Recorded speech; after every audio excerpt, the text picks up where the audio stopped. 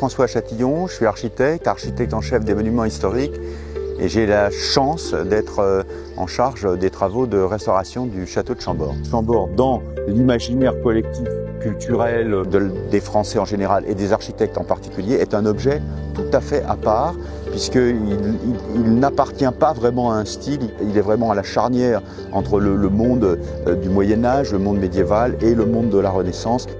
Tout a commencé par des infiltrations que l'on a vues en surface des charpentes, parce qu'on fait visiter certaines charpentes sous les tours, donc sous les lanternons.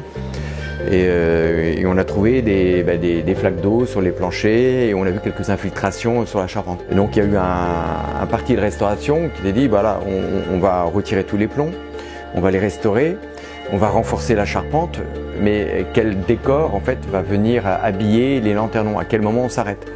Et finalement, le moment le plus documenté et qui correspond un peu plus à l'esprit de la Renaissance étaient les décors en plomb de la fin du 19e siècle.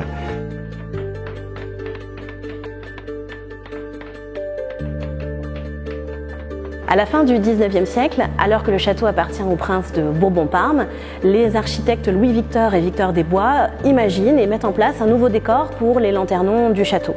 Il s'agit d'un décor néo-renaissance qui s'inspire de motifs traditionnels du château que l'on trouve notamment sur la tour lanterne, fleurs de lys, salamandres, et il crée donc des ornements de plomb avec la société Monduit, un atelier qui travaille à Paris sur les grands chantiers de l'époque. L'atelier Monduit est spécialisé en plomberie d'art. Ils interviennent par exemple pour la création de la Statue de la Liberté, pour la restauration de la flèche de Notre-Dame de Paris.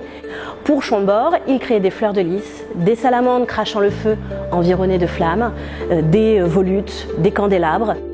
En 2016, le régisseur du château décide d'ouvrir les caisses qui portaient encore l'inscription Monduit fils et il a redécouvert tous ces décors dans un état exceptionnel de conservation. Il a suffi ensuite pour les historiens de l'art et pour la société d'ornementistes Loire Ornement de faire des copies exactes des décors qui auraient dû être posés sur la tour ouest du château.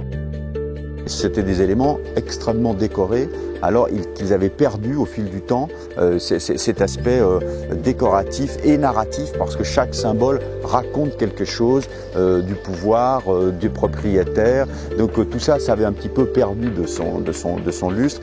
La question de ces lanternons participe de l'imaginaire du château médiéval, et ça a donc une importance très particulière. Il y a évidemment un charpentier qui va être chargé de restaurer les charpentes que vous ne voyez pas, mais qui sont des objets extraordinairement intéressants, fragiles, très anciens pour la plupart.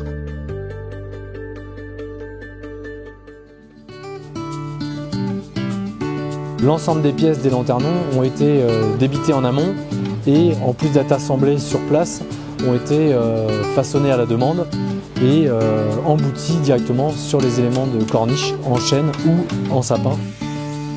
Une fois que les charpentes ont été mises à nu et mises à disposition des couvreurs, nous avons attaqué la partie basse des lanternons avec les fûts en ardoise qui ont été posés au clou avec des décors losangés.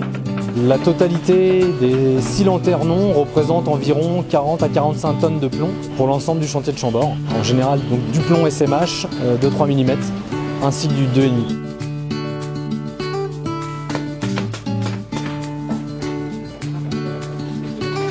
Le couvreur qui va s'occuper de l'ardoise, c'est un travail très fin, très subtil, parce que les cochons sont des dômes, donc c'est très compliqué. Donc l'ensemble des ardoises sont taillées une à une et gironnées, suite au traçage évidemment de ce lanternon. Ce qui apporte une difficulté complémentaire du fait que chaque ardoise est différente, posée à 2 clous évidemment. De façon à ce que les ardoises épousent au mieux la forme du lanternon, nous avons utilisé 2 types d'ardoises. Des ardoises évidemment planes et des ardoises dites coffines qui sont une veine courbe de façon à épouser au mieux la forme du lanternon.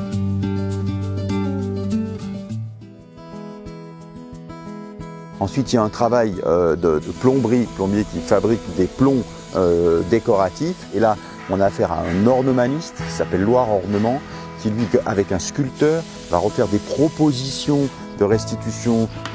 On est en charge, d'après les modèles historiques conservés dans le château, de leur restitution. Donc on a pu récupérer les iconographies du début du siècle et les modèles d'origine qui nous ont servi à réaliser des dessins et des modelages afin de réaliser des nouveaux décors en plomb. Chaque lanternon va être constitué d'à peu près 80 décors. On est chargé de restituer des salamandres, donc l'emblème de François Ier en bas de lanternon. Chaque lanternon va être coiffé ensuite d'une fleur de lys sommitale en cuivre qui va faire à peu près 3 mètres de haut. Tous ces décors-là, aujourd'hui, le château les avait complètement perdus dans les années 50. On va revenir un siècle en arrière pour retrouver un décor qui était la volonté du propriétaire de l'époque, qui était Robert de Parme. Et puis, à la fin, on a toute la question de la patine du plomb, c'est-à-dire de son épiderme, comment on va rendre le plomb, puisque le plomb peut être plus ou moins brillant, plus ou moins patiné, il va s'oxyder d'une certaine façon, on va le peindre, ici dans ce cas-là, puis le patiner pour qu'il reste dans un état de contraste entre les éléments de décor et les autres éléments. Ce sont des métiers spécifiques. Par chance, la France a conservé un véritable savoir-faire, malgré les crises, puisque le ministère de la Culture a toujours porté beaucoup d'attention à ce que ces métiers soient soutenus et à ce qu'on fasse appel à tous ces savoir-faire.